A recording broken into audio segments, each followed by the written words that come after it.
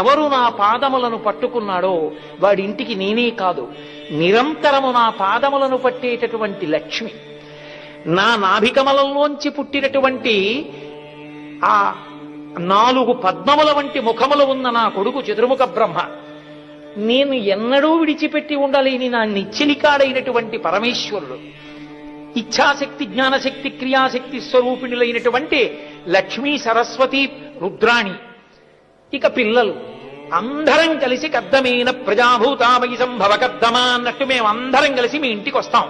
నా పాదముల వంక చూస్తే చాలు, నా పాదములు పట్టుకుంటే చాలు, మీ ఇంట్లోనే ఉంటాను. నన్ను కోటేశ్వరాలు మీ ఇంటికి రండి అంటే వస్తాను, అంటే వస్తానా రానా?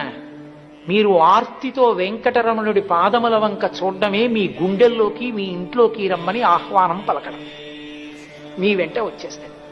అందుకే స్వేచ్ఛయా క్రీడతైత